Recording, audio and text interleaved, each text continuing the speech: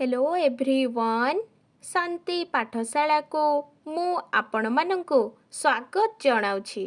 आजिकार एक नूतन भिडियो रे आमे आलोचना करिबा मातृ दिवस उपरे एक सुंदर भाषण। भिडियोटी को आरंभ करिबा पूर्वरु चैनल को सर्वप्रथमे सब्सक्राइब करिनियंतु एवं बेल आइकन टी को प्रेस करि दियंतु। चलंतु भिडियोटी को आरंभ करिबा।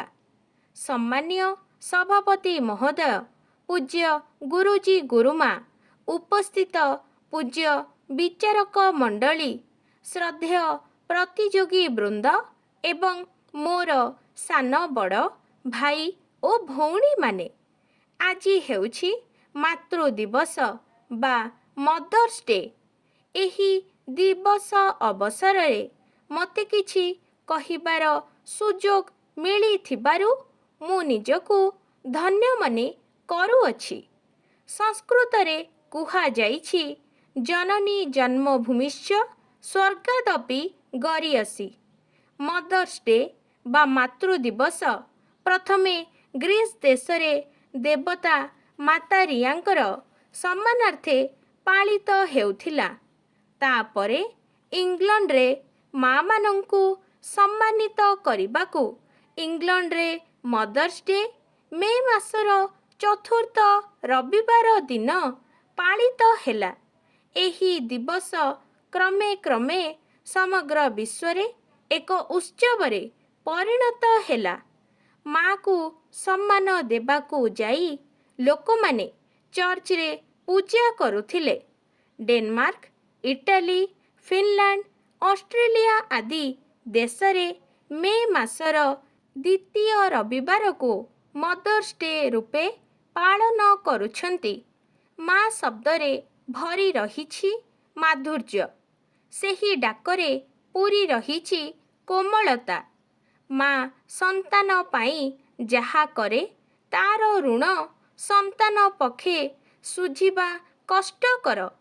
तार सेवा, त्याग, सहनशीलता, तितिक्षारे कौनसी कामना नथाए।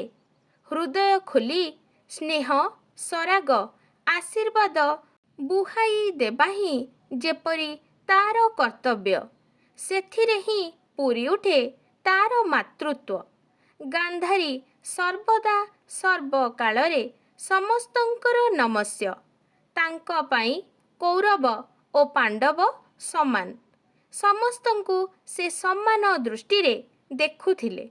ସେ ନିଜ ଉଦ୍ଧତ ପୁଅମାନଙ୍କୁ ଆଶିଷ କାମନା ନ କରି ବରଂ ନିର୍ଯାତିତ ପଣ୍ଡୁପୁତ୍ରମାନଙ୍କୁ ଆଶିଷ ପ୍ରଦାନ କରି କହିଥିଲେ, ଅକ୍ଷୟ ହେଉ ପୁଣ୍ୟ ଜଗତେ ଧର୍ମର ହେଉ ଜୟ। ଏଥିରୁ ତାଙ୍କର ମାତୃ ହୃଦୟର ବିଶାଳତା ଜଣାପଡ଼େ। ତାଙ୍କ ମଧ୍ୟରେ ସଂକୀର୍ଣ୍ଣ ଭାବ ନଥିଲା।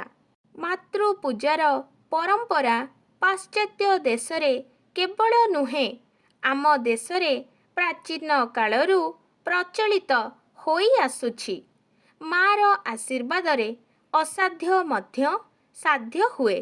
ମାତ୍ର ଏହି ମାତୃଜାତି ଆଜି ଅସହାୟା ତଥା ନିର୍ଯାତିତା। ଆଧୁନିକ ଉଚ୍ଚ ଶିକ୍ଷିତ ପୁଅ ଝିଅମାନେ ମାତା ପିତାଙ୍କ ବୃଦ୍ଧାବସ୍ଥାରେ ସେବାକୁ ସୌଭାଗ୍ୟ ନ ମଣି ସେମାନଙ୍କୁ ଜରା ନିବାସରେ ଛାଡ଼ିଦେଇ ଆସୁଛନ୍ତି କିମ୍ବା ଗାଁରେ ସେମାନେ ଶେଷ ସମୟ ଅସହାୟ ଭାବେ ସମୟ କାଟୁଛନ୍ତି। ପିଲାମାନେ ଭୁଲି ଯାଉଛନ୍ତି ମା ପ୍ରତି ଥିବା କର୍ତ୍ତବ୍ୟବୋଧ। ମା କେତେ କଷ୍ଟ କରି କଷ୍ଟ ସହି ପିଲାକୁ ମଣିଷ କରିଥାଏ, ହେଲେ ବଡ଼ ହେଲା ପରେ ତା ପ୍ରତି ଥିବା କର୍ତ୍ତବ୍ୟକୁ ସନ୍ତାନ ଭୁଲିଯାଏ। ତା ଆଖିରୁ ଲୁହ ବୋହିଲେ ସନ୍ତାନ କେବେ ଶାନ୍ତିରେ ରହିପାରିବ ନାହିଁ। କିନ୍ତୁ ମା ଯେତେ କଷ୍ଟ ସହିଲେ ମଧ୍ୟ ସନ୍ତାନର କେବେ ହେଲେ ଅନିଷ୍ଟ ଚିନ୍ତା କରେ ନାହିଁ। ସନ୍ତାନକୁ ତା ପଣତ କାନିରେ ଛାଇରେ ଘୋଡ଼ାଇ ରଖିଥାଏ।